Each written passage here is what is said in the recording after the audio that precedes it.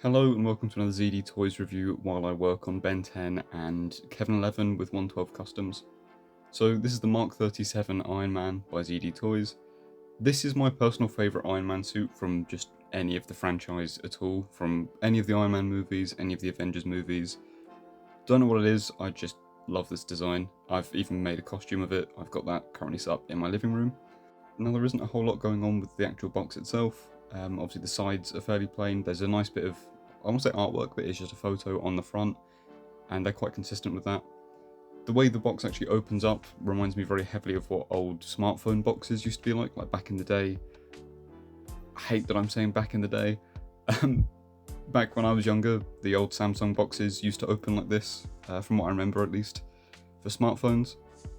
And I really miss that because boxes are very basic now. But getting that box out of the way, let's take a look at the actual figure itself. First thing you're going to notice is the colour isn't consistent throughout the green-blue.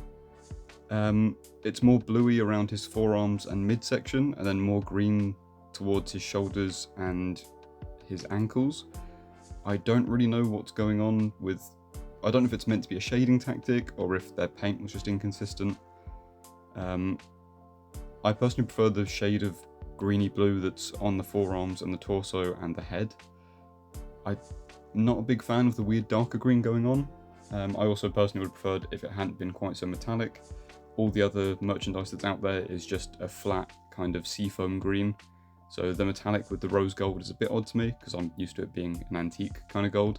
That being said, ignoring the colour variation, I do actually quite like the colour scheme here. I wasn't big on the rose gold and the metallic like turquoise kind of combo, but it's grown on me quite a bit and it does fit in a lot nicer with the rest of the figures on display. Now looking at articulation, this guy is next level limited, so this is all the range you're going to get from the head. These ZD toys, some of them are definitely more just display pieces than actual figures. They're like semi-posable statues. The main range of articulation you're going to get here is going to be those shoulders. They've got a kind of pull-out system going on, which obviously gives you a load more range considering how much material there is around that shoulder joint. You've also got this hinge that attaches to the actual shoulder pad, which is really good because that means you can shift that out of the way. And like I just said, the range of articulation on the shoulders is phenomenal. Like, this beats so many other figures out there just at the shoulder articulation alone. It's a shame that the articulation doesn't carry on to the rest. So you've got what I thought might be a butterfly, but it's kind of just a bit wobbly in there. But it's on a ball joint that plugs into that pull-out system, so you've got essentially a butterfly there anyway. And then you've got your bicep swivel, which connects to another swivel at the hinge, which then connects to another swivel on the other side of it, so you can rotate the forearm. That does unfortunately only get to just shy of 90 degrees in terms of the bend it has. So that is a shame. I would have been willing to lose a bit of the aesthetics to make up for some more articulation. And you can see there, that torso pops apart to give you more range. That more range being a couple millimeters back and forth. This guy definitely isn't going to be hitting any superhero poses. He is one of those that just kind of stands there and looks pretty. Like I said, articulated statue kind of vibes going on here. And then if you look here, this is kind of the most range you're going to get forward and back. It does have the pull down method for the hips as well, but you are going to run into that, well, hip really with the thigh. Unless you tilt out to the side, but then obviously the whole leg is tilted out to the side.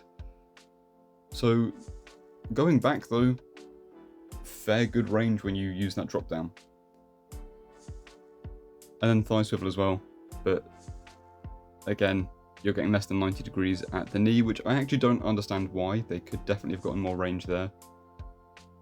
And then you've got a hinge at the front for the foot panel armor piece, which is just on a ball, which gets you...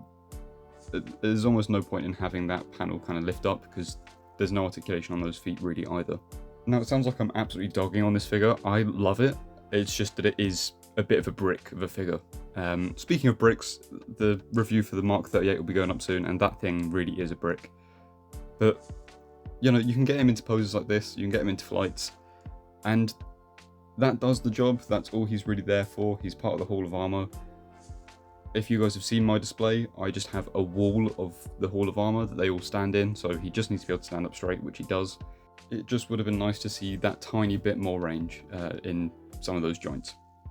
Now what you're seeing on screen is exactly what this figure comes with. So he's got the flight effects for his feet, and he's got that flight stand. The flight stand is a little bit on the flimsy side. You could do with tightening that up with a screwdriver.